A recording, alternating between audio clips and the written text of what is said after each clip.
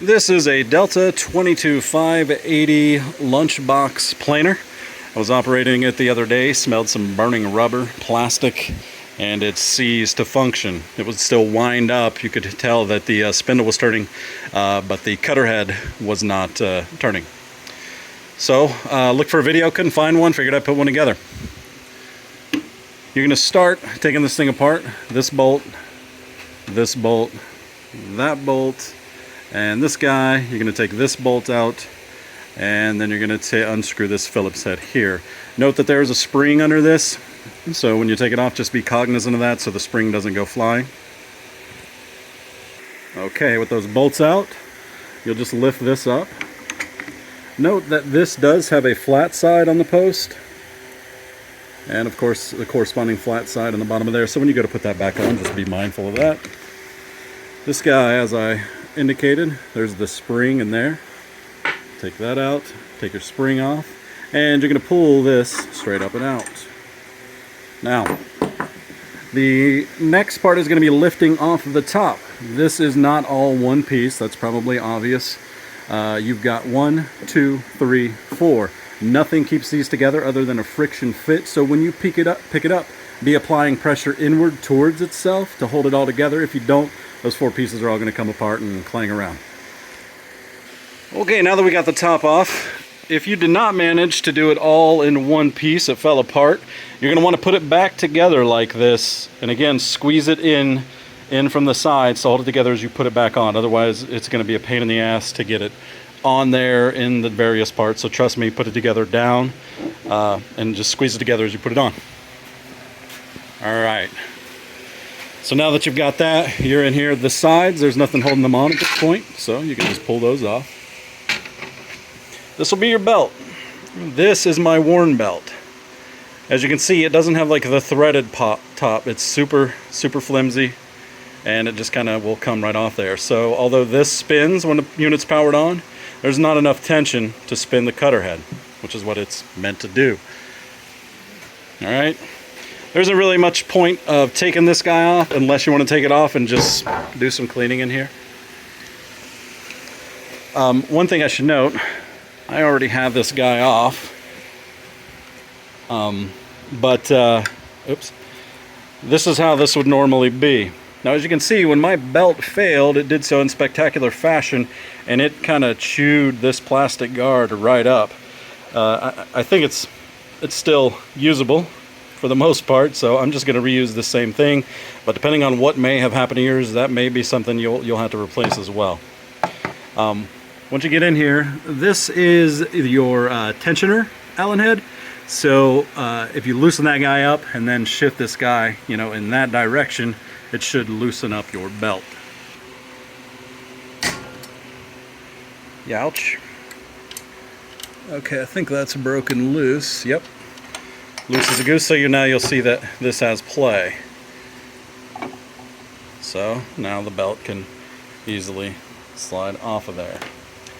As far as the belt itself goes, this is what I ended up getting from Amazon because it was Prime, but I guess I'll put a link in the description for these if anybody needs them. Just a quick comparison of the 2 belts that I have. As you can see, this one still has the threaded reinforced outer band. This one that is shot does not. Alright, I don't know if I picked it up on the video, but my safety thing was up because I had taken off the shroud here to investigate things, and when I put it back on, I put it under this guy. So just make sure that this is down, because that's what's gonna allow your cutter heads to spindly free, which is definitely going to be necessary to get this belt on.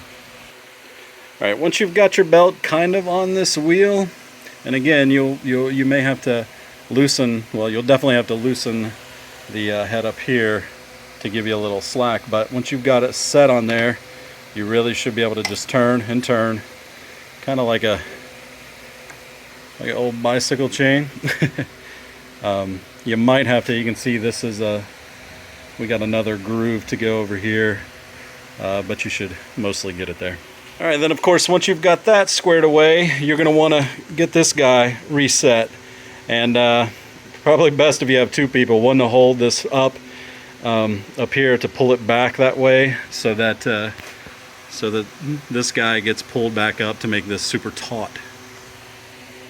Or if you're like me and you're only one person, got a little crowbar and get it up under here, and you can see I'm barely applying any pressure, and that'll get that back up to where it needs to be. Allow you to tighten it with the other hand. Just make sure if you do that, that your crowbar is going above this kind of shield here. You don't want to obviously put any of that pressure on your blades. Alright, with that done, now you can see my cutter head is locked because this is up, but if it goes down, it swings now. The belt spins as it should. Pulley's nice and tight. Let's get this thing back together. As I had mentioned earlier, probably a good opportunity to clean a little bit, get compressed air in here. Step one, put your sides back on. After your top is on but not secured, or whatever, you want to secure this tape back down to its little bracket there. Realizing now that I forgot to tell you to take the cutter head lock off before taking the side off, but you probably figured that out. Alright, we're all back together, so let's fire this thing up, send a board through it, and see how we're looking. If you paid for this overpriced piece of plastic, that is the dust collector chute adapter. Make sure you hook that thing back up so that it blocks your wood as it comes out, or prop it up. I don't know what to tell you. Contact!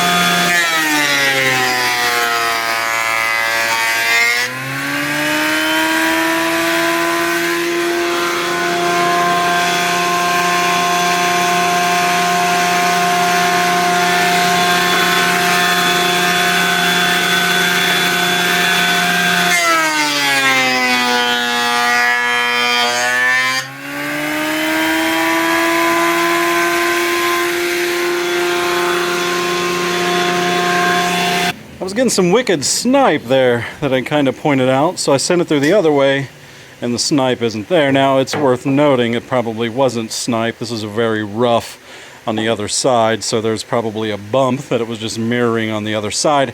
So I'm going to send this through now that that side's flattish. Now I understand that this should have gone through a jointer first, but this is a very just kind of a rough take here.